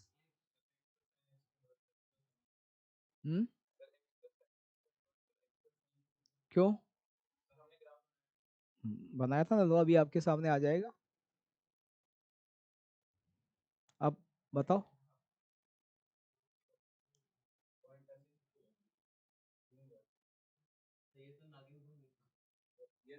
आपने हाँ ना, हाँ नागिन से बच के रहना. ठीक, तो ये हमारे पास. अब बात आती है कि अच्छा क्या, जैसा रणजीत ने कहा कि सर क्या यदि दो ग्राफ एक दूसरे की मिरर इमेज है line y cos F x के अबाउट, तो क्या वो इन्वर्स है एक दूसरे के? बिल्कुल डेफिनेटली है. डेफिनेटली यदि वो इन्वर्टिबल फंक्शन है तो दोनों एक दूसरे के इन्वर्स हैं, तो डोमेन और रेंज वैसा का वैसा दिया है. अब लेकिन इसमें एक और चीज है. यदि दो फंक्शन जैसे ये, तो दोनों ही function line y equals to x पर इंटरसेक्ट नहीं कर रहे.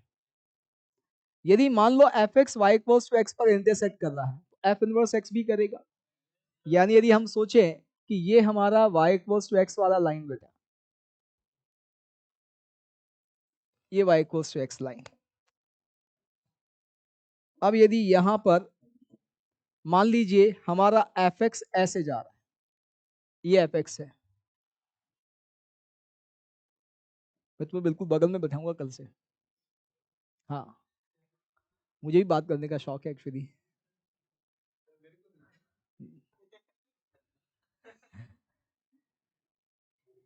ये है आपके पास. अब ये जो एफ एक्स आपके पास है, तो आप सोचो यहाँ ये दो पॉइंट पे इंटरसेक्ट कर रहा है. यदि मैं आपसे कहूँ कि बच्चे एफ इनवर्स एक्स का स्केच, तो आप बना दोगे. कुछ नहीं, इसी की मिरर इमेज बननी है.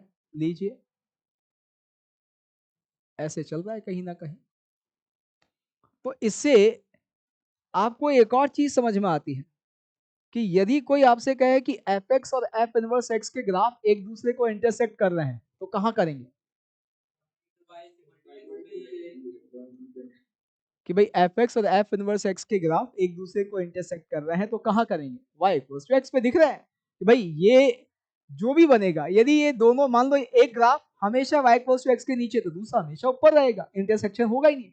इंटरसेक्शन उसी केस में होगा जब आपका एफ एक्स और एफ इनवर्स एक्स जो है वो y equals to x line पे इंटरसेक्ट कर रहा होगा. वो इंटरसेक्शन भी कहाँ होगा? Y equals to x line पे. इसका मतलब ये कहा जा सकता है कि यदि कभी कोई हमसे कहे कि इस इक्वेशन का सोल्यूशन निकालना है, तो इस इक्वेशन का solution y equals to x line पे लाई करेगा. कहाँ?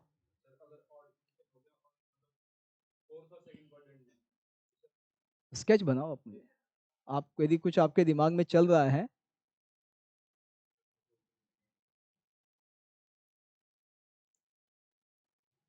एफ और एफ इनवर्स का ही बनाना है स्केच, और दोनों एक दूसरे की मिरर इमेज होते हैं y इक्वल्स टू एक्स के अबाउट. ये बात, इस बात का ध्यान रखना है. किसका ग्राफ बनाया आपने? हम्म.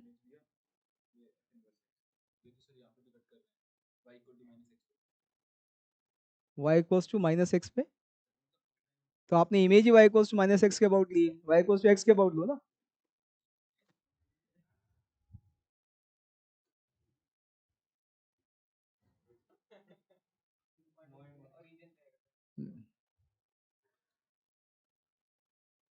यानी कभी ऐसी, यदि ऐसी इक्वेशन का सोल्यूशन निकालने के लिए दिया जाए तो ये सोल्यूशन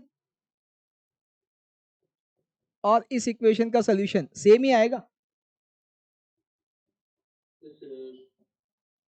इनके सोल्यूशन सेम ही होंगे। और ये इसलिए बता रहे हैं, रीजन क्या, कई बार ये इक्वेशन दी जाती है लेकिन ये कॉम्प्लिकेटेड होती है, इसको सॉल्व करके सोल्यूशन निकालना आसान नहीं होता। लेकिन यदि मैं इस एफ इनवर्स एक्स की जगह एक्स लिख दूं या एफ एक्स की जगह एक्स लिख दूं तो यही मेरे लिए एक आसान इक्वेशन बन जाती है। और मुझे समझ में आता है कि इसका solution y equals to x पे लाई करेगा, तो यहां पर भी आपके सोल्यूशन तो वही आने वाले। मैंने y को x ही तो रख दिया, देखो आप, ठीक है, तो y इक्वल्स टू एक्स से सोल्यूशन निकाल। लेकिन मैक्सिमम बुक में भी आपको यही मिलेगा, लेकिन इसमें कंडीशन है, ये हमेशा सही नहीं। यानी कभी कोई आपसे कहे कि एफ एक्स और एफ इनवर्स एक्स के सोल्यूशन हमेशा, f x equals to f inverse x के सोल्यूशन हमेशा y इक्वल्स टू एक्स पे लाई करते हैं, ये जरूरी नहीं है।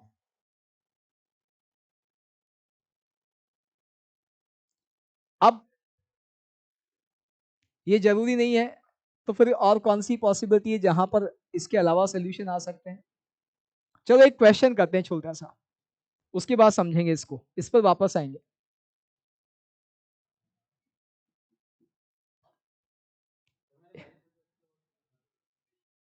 कहाँ लिया y इक्वल्स टू एक्स के अबाउट? हाँ, किसका?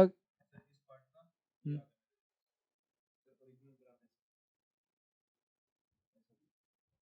हम्म, भाई ये आपने बनाया ये वाला ग्राफ, और इसकी ये y इक्वल्स टू एक्स के अबाउट इमेज। हम्म, बताओ भाई, ये जो बना रहा है सही बना रहा है क्या? ये कह रहा है, हाँ, अभी अभी बताते हैं। देखो इसने जो ग्राफ बनाया उसकी उसकी बात करते हैं। इसने ग्राफ बनाया कि सर ये ग्राफ ऐसा चल रहा है एफ एक्स का, ठीक। अब ये line y equals to x, इसके अबाउट मिरर इमेज बनाएंगे, इसकी मिरर इमेज ऐसे बनेगी, बनेगी नहीं बनेगी? यहाँ पर, यहाँ बनेगी या यहाँ बनेगी, या यहाँ बनेगी? और बेसी बात है यहाँ बनेगी, तो यहाँ कैसे आएगी ये, ऐसे, ठीक। फिर इस वाले की mirror image y equals to x के अबाउट बनाओगे तो वो कैसे बनेगी, ऐसे।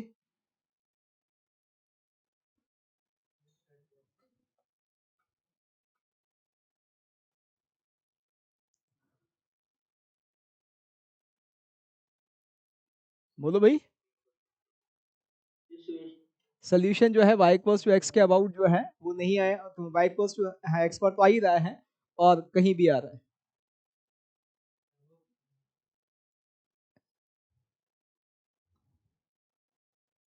सही है। इसीलिए मैंने कहा पहले हम एक क्वेश्चन करते हैं, आपको सब चीजें अपने आप समझ में आएगी। लिखिए question,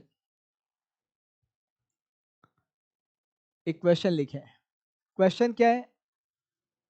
find value of values of alpha and beta, find values of alpha and beta if function fx is equals to alpha x plus beta is inverse of itself।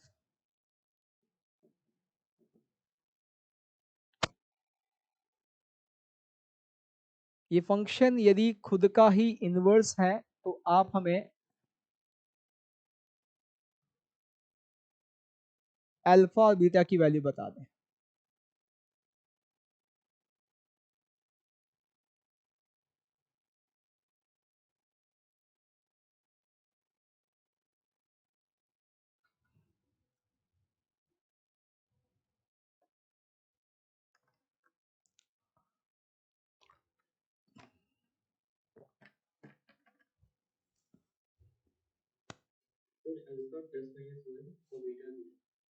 Alpha plus minus one beta zero,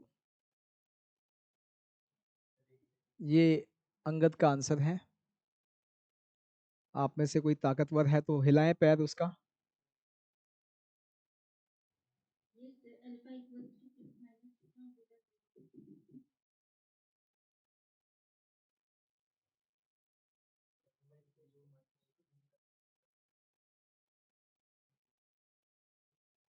एक नया answer आया है, alpha is equals to minus one beta belongs to are.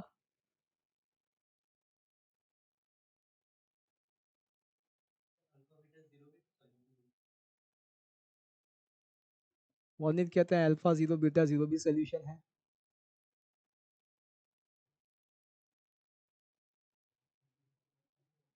y equals to zero तो invertible ही नहीं है function.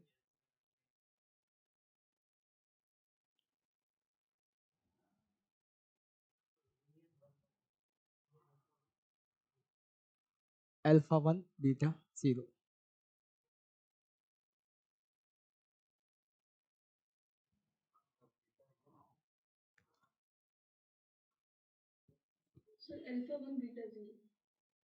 Deepti कहते हैं अल्फा वन बीटा जीरो।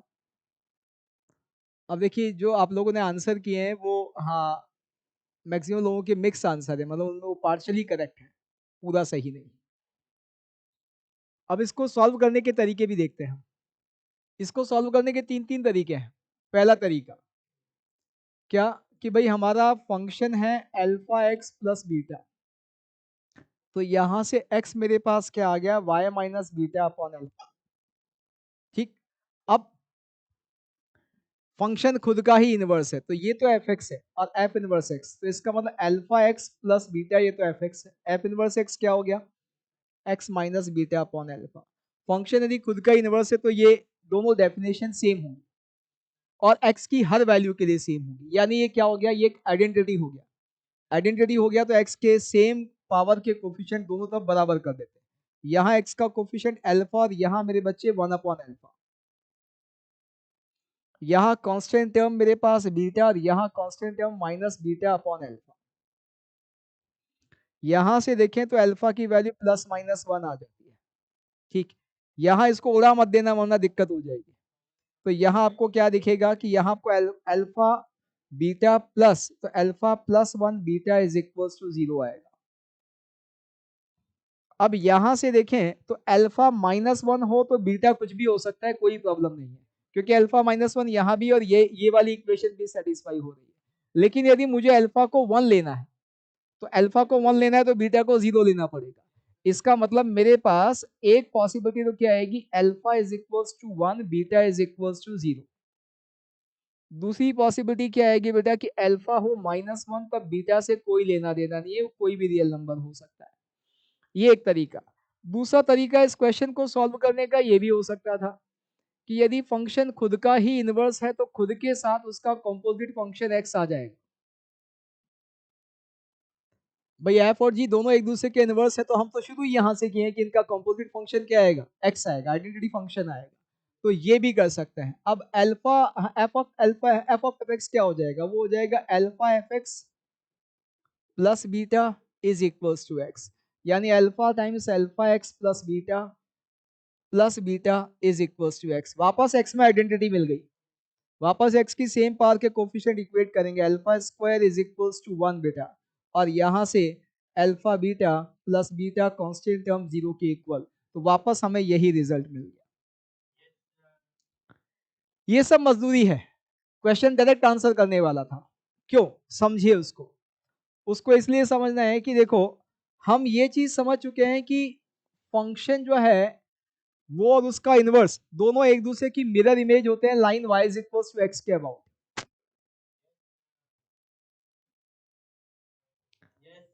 और मैं आपको जो दिया हूं बाबू वो भी एक लाइन ही है भाई, ये भी एक लाइन ही है या नहीं है। अब मुझे एक लाइन चाहिए जो इस y इक्वल्स टू एक्स के अबाउट खुद की मिरर इमेज हो, और वो कब होगी, हर वो लाइन जो y इक्वल्स टू एक्स के परपेंडिकुलर है वो खुद का मिरर इमेज आएगी इसके अबाउट, आएगी नहीं आएगी। खुद का मिरर इमेज आएगी। और ये लाइन यदि हम देखें तो हर इस लाइन की क्या खासियत है, स्लोप -1 है, वाई इंटरसेप्ट बीटा कुछ भी हो कोई फर्क नहीं पड़ता। ये आ गया रिजल्ट ये वाला, देखो आप। और एक पॉसिबिलिटी क्या कि भाई ये लाइन जो है ये खुद y इक्वल्स टू x ही हो जाए, इसका मिरर इमेज यही आ जाएगा इसके अबाउट। तो ये दूसरी पॉसिबिलिटी आ गई, देखो आप। अब यहां से एक और मजेदार चीज हमें समझ में आई कि fx is equals to f inverse x। इसका सोल्यूशन तो r भी आ सकता है, y इक्वल्स टू x पर ही लाई करे, जरूरी नहीं है। हम तो यही तो किए हैं, देखो आप। यदि आपका fx ऐसी कोई लाइन है और आपसे कोई कहे कि fx is equals to f inverse x के सोल्यूशन बताओ, तो आप कहेंगे डोमेन पूरा r। क्यों? यहाँ तो f और f इनवर्स बराबर है, फंक्शन खुद का इनवर्स हो गया तो fx is equals to f inverse x तो होगा ही होगा। तब हमारी इस इक्वेशन के जो सोल्यूशन हम बात कर रहे थे कि वो खाली y is equals to x पे लाई करेंगे, ये जरूरी नहीं है। आप सोच लो, अब तो मैं सब बता चुका हूँ, इसीलिए आपको सारी चीज बता चुके हैं कि fx is equals to f inverse x जो है उसका सोल्यूशन सिर्फ y इक्वल्स टू x पे लाई करे, जरूरी नहीं है। अब आप सोचो भाई, कुल मिला के यदि फंक्शन आपका खुद का इनवर्स हो जाए, और खुद के इनवर्स वाले फंक्शन क्या खाली लाइन होंगे? नहीं, बहुत सारे हो सकते हैं। लो, इसकी मिरर इमेज बनाऊंगा, यही बनेगा। रेक्टेंगुलर हाइपरबोला तो आप जानते ही हैं, y is equals to 1/x। उसमें आप x को y के टर्म में निकालोगे तो वो भी 1/y आएगा, देखो आप। तो यदि फंक्शन खुद का इनवर्स आ जाए, या जैसा यहां इसने बनाया, देखो ये भी भाई खुद का इनवर्स तो नहीं है, लेकिन उनके जो इंटरसेक्शन है वो y इक्वल्स टू -x पर है, तो भी तो आ सकता है। देखो आप, यहां जो इंटरसेक्शन होगा वो कहां होगा, y equals to -x। Actually graph symmetric है किसके about, y equals to x या y इक्वल्स टू -x, तो भी हमारा काम बन जाएगा।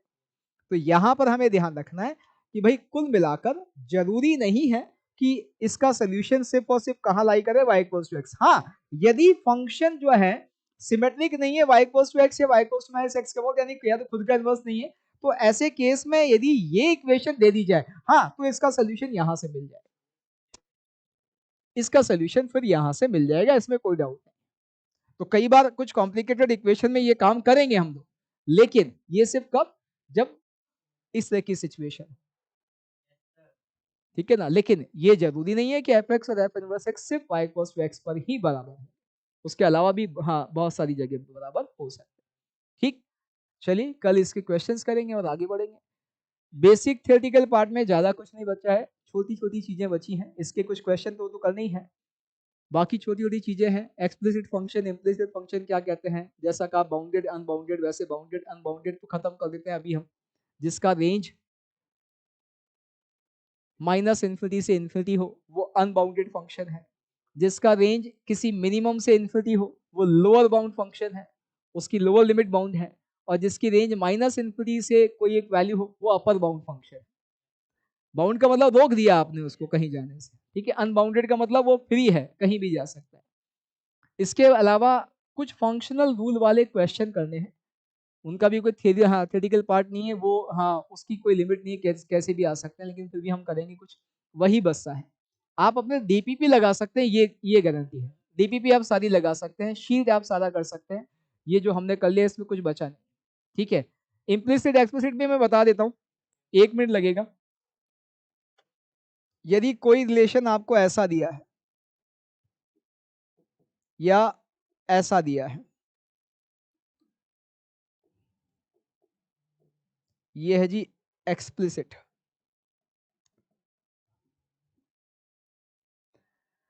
डिक्शनरी मीनिंग आप बहुत अच्छे से जानते हैं एक्सप्लिसिट का, क्योंकि आप ज्यादा अंग्रेजी पढ़े हुए हैं मुझसे। भाई आपसे कोई कहे एक्सप्लिसिटली बता, भाई साफ साफ बता, साफ साफ बता, क्लियर बता, ठीक है। एक्सप्लिसिट वे में चीजें क्लियर करो, हाँ भैया इसका मतलब बिल्कुल क्रिस्टल क्लियर करो, एग्जैक्ट बता दो। तो कभी कोई फंक्शन आपको ऐसा दिया जाए कि y in terms of x या x in terms of y, तो वो जो एक्सप्रेशन है, वो जो फंक्शन है, रिलेशन है, वो क्या है, एक्सप्लिसिट है। y एक्सप्लिसिट x के टर्म में दिया हुआ है, x एक्सप्लिसिट y के टर्म में दिया हुआ है। लेकिन यदि कोई भी फंक्शन ऐसे दे दिया जाए, कांस्टेंट या जीरो कुछ भी दे दें यहां पर, यानी एक्स वाई का एक मिक्स रिलेशन दे दिया। कैसे? 10 power x plus 10 power y is equals to 1। ये y equals to f x एक फंक्शन को रिप्रेजेंट करता है। उसने कहा ऐसा रिलेशन है और ये y equals to f x एक फंक्शन को रिप्रेजेंट करता है। तो हाँ वही लिखने, तो यहां मैंने कहा दिया जाए। यदि आपको y x के टर्म में दिया हुआ है या x y के टर्म में दिया हुआ है गिवन, तो हमारा एक्सप्लिसिट फंक्शन। उसने नहीं दिया हुआ है, चाहे हम लिख सकते हैं और चाहे हम नहीं लिख सकते, वो रिलेशन वो एक्सप्रेशन कैसा होगा? वो होगा इम्प्लिसिट।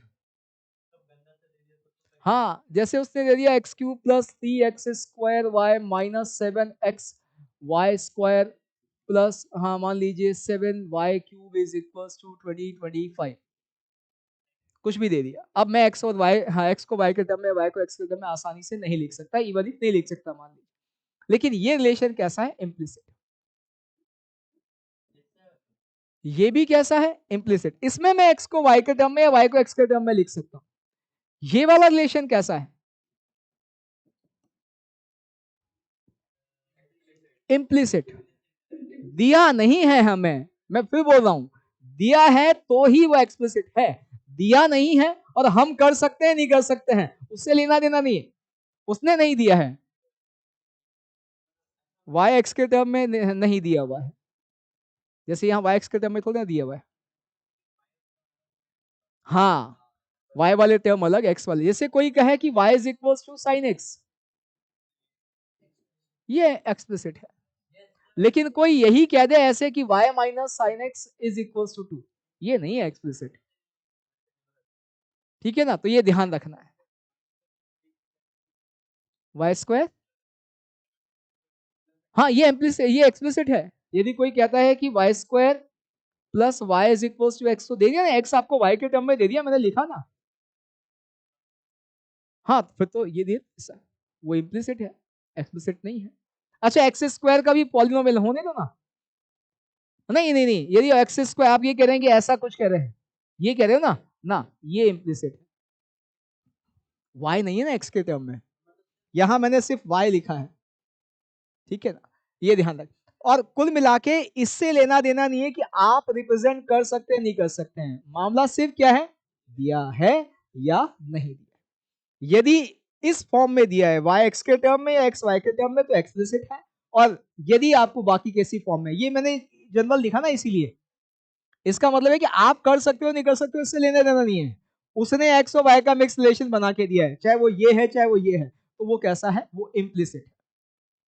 ठीक है ना, इतना सा है ये तो। ठीक, हाँ हाँ, यहाँ x अकेला हो उधर y कुछ भी हो, यहाँ y अकेला उधर x कैसा भी हो, कोई फर्क नहीं पड़ेगा। जैसे अभी बात आई, ये इम्प्लिसिट है, लेकिन यदि यहीं पर वो x is equals to 1/y या y is equals to 1/x देगा तो एक्सप्लिसिट बन जाएगा। ठीक है ना, चलिए कल मिलते हैं, कल करते हैं। आप अपना शीट और डीपीपी लगा सकते हैं, सारा हमने सब कुछ कर लिया है। ठीक है ना,